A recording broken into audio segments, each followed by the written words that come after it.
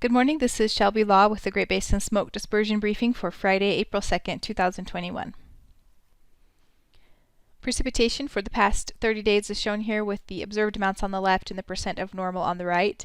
We had a fairly active month of March with some storms tracking through the Great Basin, especially across the central and southern portions of the geographic area.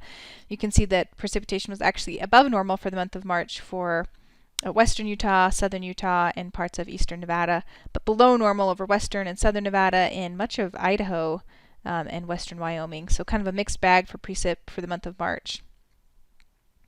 And we're heading into a drier period as well. No snow totals for the past 72 hours, and if we look at the current snow water equivalent or snowpack for the Great Basin, we're looking at those values below 80% for Utah and for parts of central Idaho, and a little bit higher over northern Idaho and northern Nevada. The Sierra Front is also in that 60 to 70% range.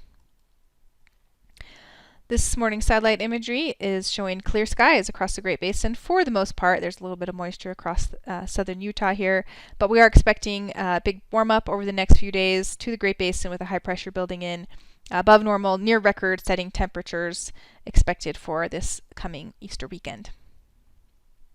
So for today, just looking at that ridge in place, light winds area-wide and warming temperatures. Ventilation rates are still pretty good over Nevada and up into Idaho. The winds are light over Utah and central and southern Nevada, slightly higher across the north, and mixing heights are pretty good today. On Saturday, more of the same. There's a little trough moving by to the north, but the ridge will remain in place further south for clear skies and warming temperatures. Very warm tomorrow. Ventilation rates are favorable across the geographic area. Wind speeds aren't looking too high on Saturday. They pick up just a bit over eastern Nevada and western Utah and over the higher elevations of Utah, but nothing too high, with some gustier winds over Idaho and northern Nevada. Mixing heights are very high across the geographic area. On Sunday, we'll see a low drop into the Pacific Northwest. This will begin to increase some southerly winds across the Great Basin, keeping temperatures very warm, especially across the south. We may see a little bit of moisture, maybe some cooler temperatures starting to move into far western Nevada, or western Idaho by Sunday. Ventilation rates continue to be very high on Sunday. So we'll see those wind speeds picking up on Sunday ahead of that low, especially over the central Idaho mountains and western Wyoming, but picking up even across Nevada and Utah, especially over the higher elevations of Utah and northeast Nevada. And the mixing heights are very high on Sunday as well. Clearing index for Utah, picking up today, although still somewhat lower across the valleys. Across the north and east, but over southwest Utah the values are starting to increase. And then on Saturday they really begin to increase, and then pretty much statewide on Sunday those values are up above that 1,000 mark. Precipitation for the next 3 days is very, very light across Utah, Nevada, and southern Idaho, but we will see some increased chance for precipitation, especially in that Sunday time frame associated with that low moving in to the Pacific Northwest. And then on Monday, that low continues to track further eastward and tracks right across southern Idaho. So we will see precipitation chances increase across Idaho and even brushing northern Nevada and northern Utah.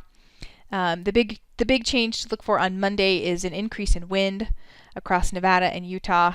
We have seen some pre-green up fire spread over the past couple of weeks when wind speeds have been very high, and so we will look for Monday as another day where we could possibly see a grass fire or something pop up, because we are not quite into full green up yet, or we're really just starting to move into green up, and so any grass fires that start under these wind conditions could be a bit of a problem. So highlighting Monday for that increased risk. Ventilation rates are still pretty high on Monday. On Tuesday, the wind speeds die down as a cold front continues to sweep through the Great Basin with decreasing temperatures, back down to the 60s for most of the region. And ventilation rates still high over Utah, but decreasing across the west and north, with that cooler air. Wednesday, that low quickly moves off to the east, and we'll begin to see drier, warmer conditions returning.